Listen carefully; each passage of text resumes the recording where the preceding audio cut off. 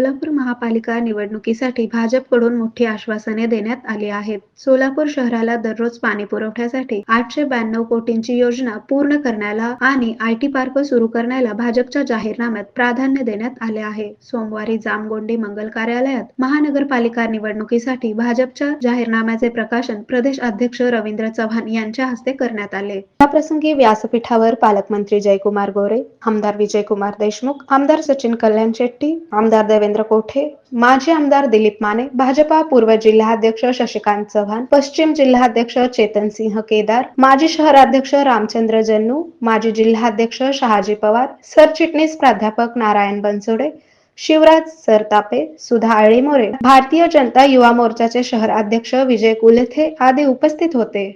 जी समांतर पाईपलाईन पूर्ण झाली, सोलापूरचा विमान सेवेचा प्रश्न निकाली लागला, सोलापूरच्या रोजगार लोकांना घर उपलब्ध करून देण्याचा प्रश्न असेल, ही सगळी कामं स्मार्ट सिटीच्या माध्यमातून विविध विकासची शहरात झालेली आहेत.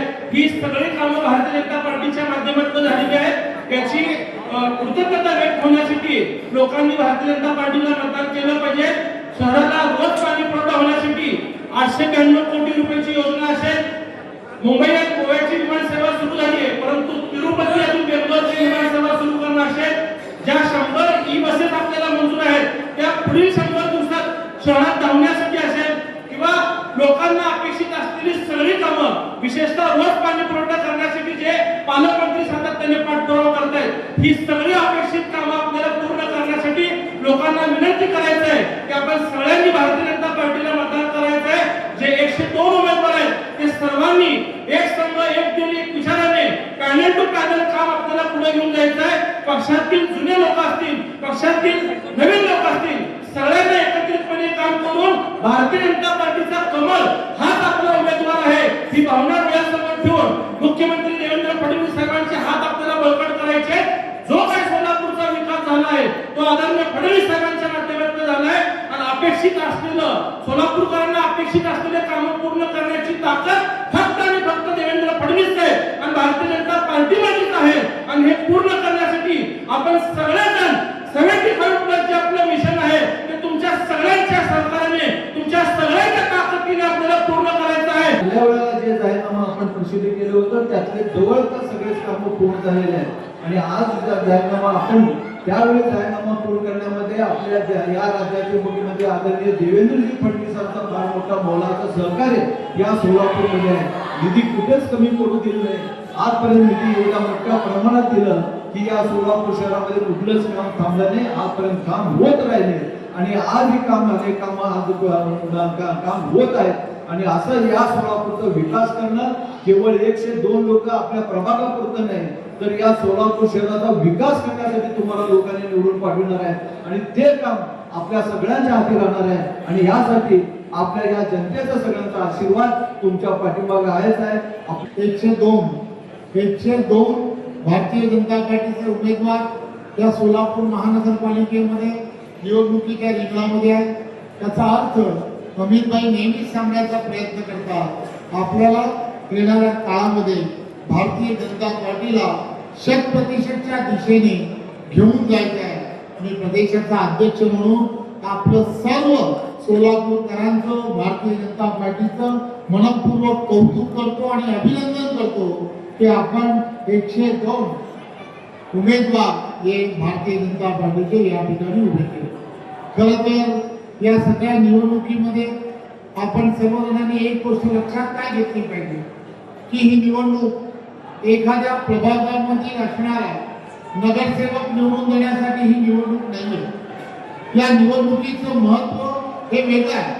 या निवडणुकीमध्ये निवडून देणारा प्रत्येक नगरसेवक हा येणाऱ्या काळामध्ये देशाचे पंतप्रधान नरेंद्र मोदीजी ज्याचा विचार करतात 2047ला तुम्हाला आम्हाला सर्वांना जो विकसित भारत तयार करायचा आहे, जो विकसित भारताच्या दिशेने जे पावलं उचलायचे, विकसित महाराष्ट्राच्या दिशेने पावलं उचलायचे, त्यासाठी या नगरसेवकांची भूमिका ही अत्यंत महत्वाची आहे.